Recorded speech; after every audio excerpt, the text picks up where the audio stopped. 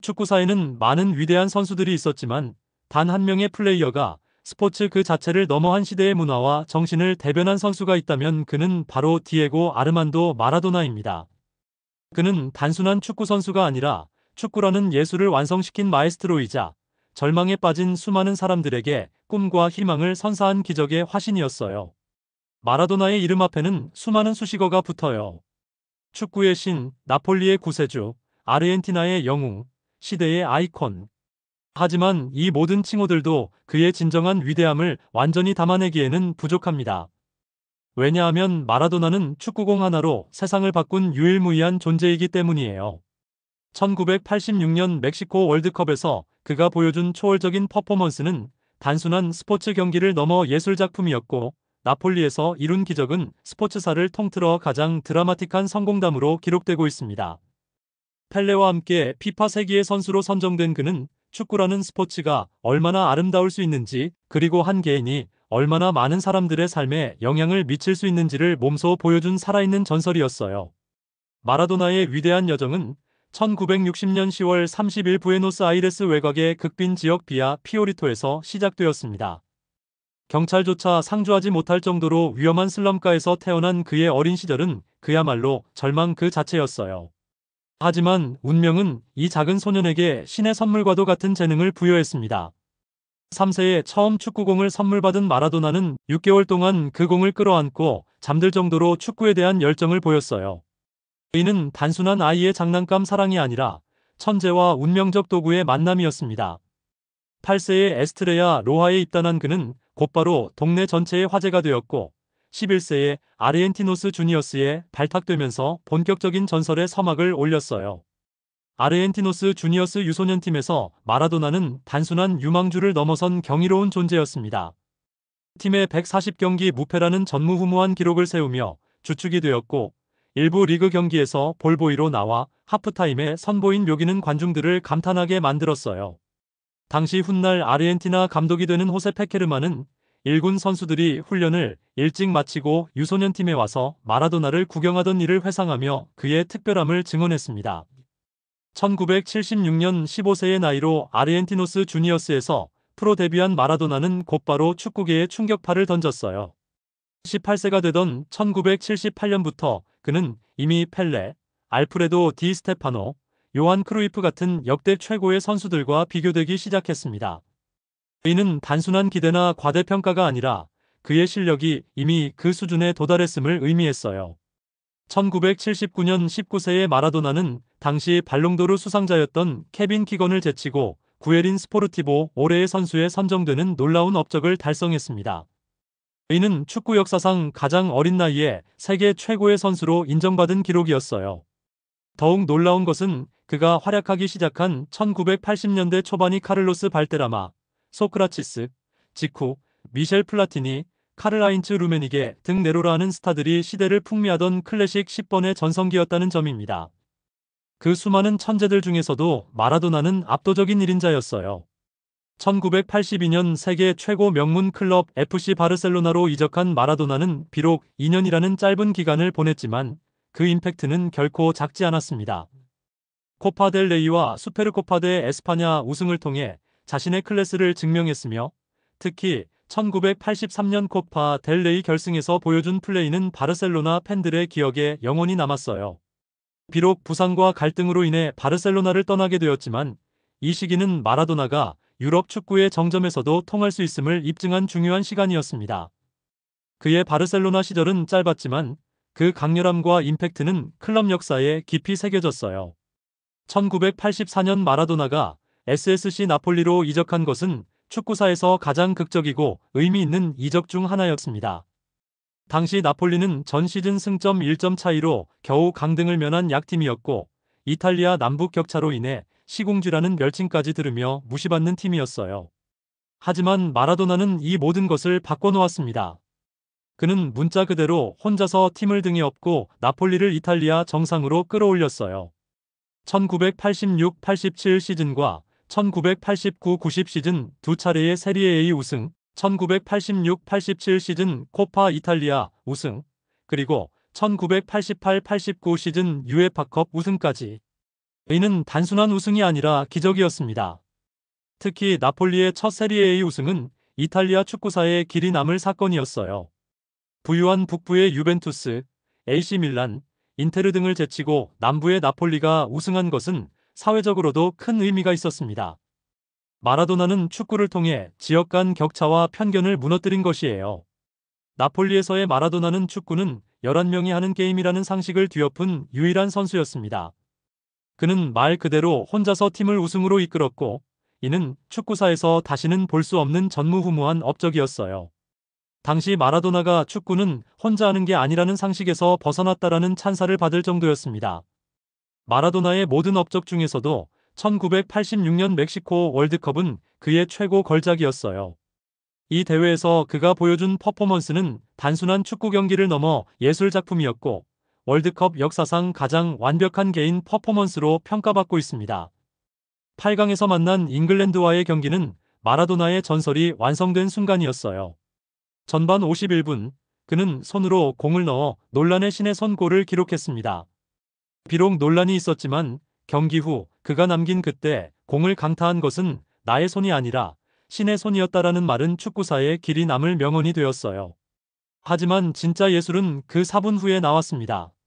자신의 하프라인 근처에서 공을 잡은 마라도나는 무려 60m를 드리블로 돌파하며 골키퍼를 포함해 잉글랜드 수비수 5명을 연속으로 제쳤어요. 이 골은 즉시 세기의 골로 명명되었고 2002년 피파가 선정한 월드컵 역사상 가장 아름다운 골로 선정되었습니다. 이 두 골에 대해 마라도나는 하나는 마라도나의 머리로, 다른 하나는 신의 손으로 넣었다고 표현했어요. 이는 그의 위트와 축구에 대한 철학을 보여주는 명언이 되었습니다. 8강전 이후 마라도나는 준결승에서 벨기에를 2대0으로 물리치며 결승에 진출했어요. 결승에서는 서독을 3대2로 꺾고 아르헨티나를 월드컵 우승으로 이끌었습니다. 마라도나는 이 대회에서 5골 5어시스트를 기록하며 골든볼과 실버슈를 동시에 수상했어요. 이 월드컵에서 마라도나가 보여준 것은 단순한 축구 실력이 아니었습니다. 그는 팀의 주장으로서 완벽한 리더십을 발휘했고 동료들을 자신의 수준으로 끌어올렸어요. 호르에 발다노, 호르에 부르차가 등 동료들은 모두 마라도나와 함께 뛰면서 자신들의 최고 퍼포먼스를 펼칠 수 있었다고 증언했습니다. 마라도나의 플레이 스타일은 그 자체로 하나의 예술 장르였어요.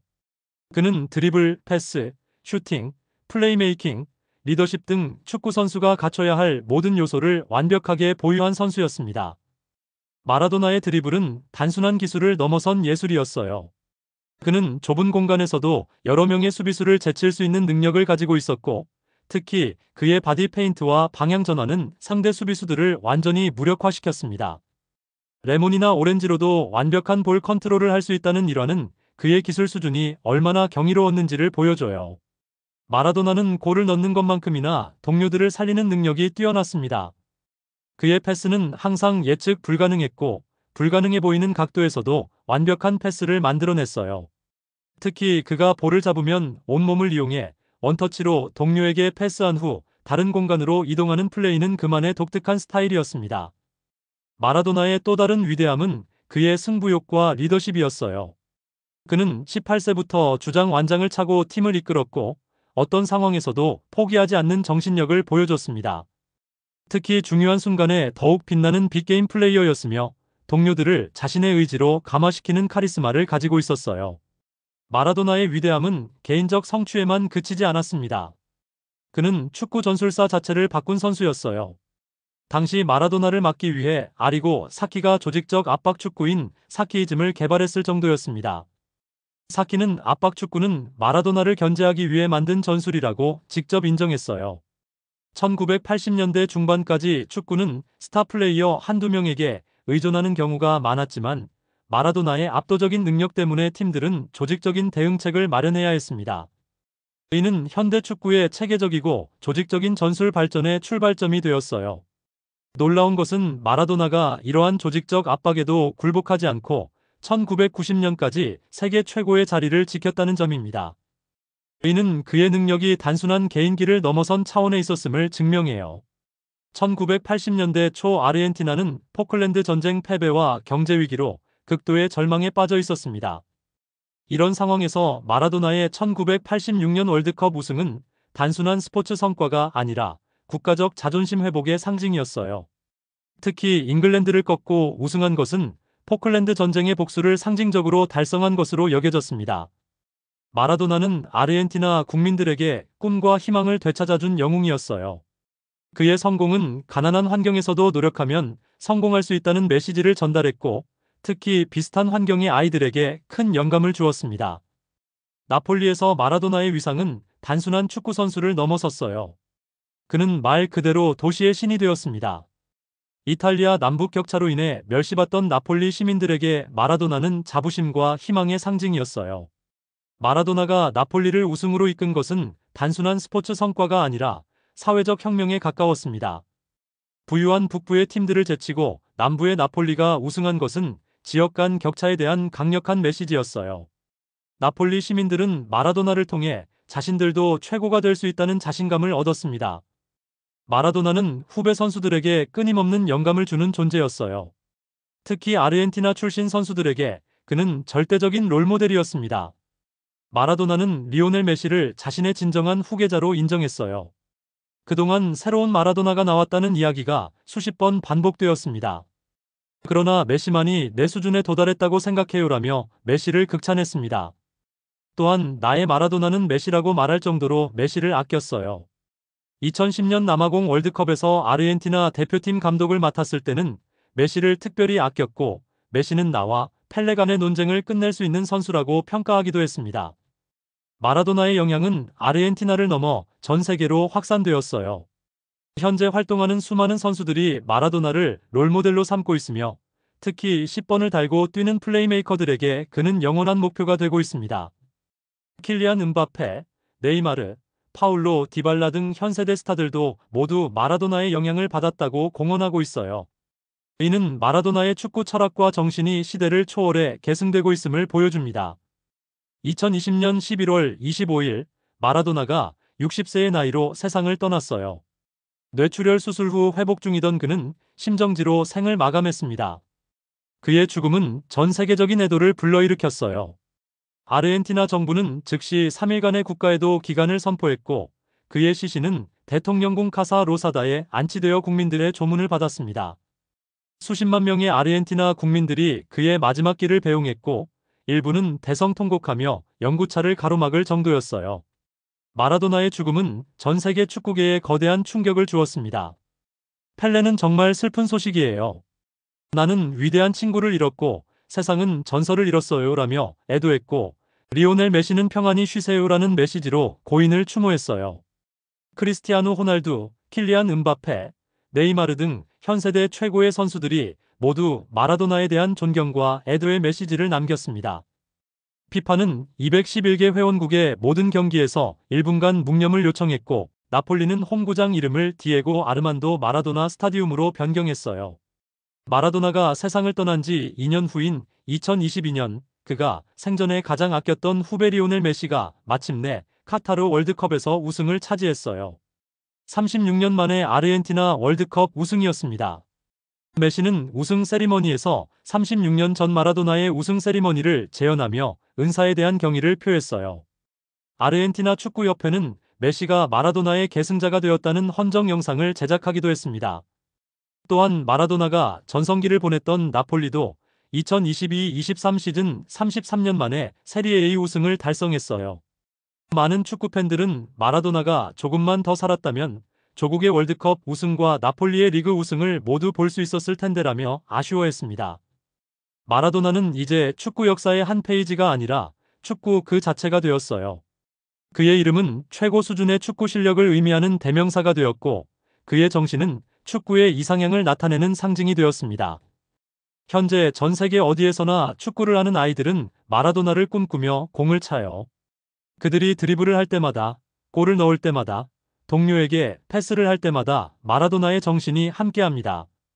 이것이야말로 진정한 불멸이고 영원한 레전드의 의미예요. 마라도나는 60년이라는 짧다면 짧은 생을 살았지만 그 60년 동안 축구사에 길이 남을 족적을 남겼어요. 그는 가난한 소년에서 축구의 신이 되는 기적을 이뤘고, 그 과정에서 수많은 사람들에게 꿈과 희망을 선사했습니다. 축구 황제 펠레가 떠난 지 얼마 지나지 않아 마라도나도 우리 곁을 떠났지만 두 거인이 남긴 유산은 축구가 존재하는 한 영혼이 빛날 것이에요. 마라도나는 죽었지만 동시에 영혼이 살아있습니다.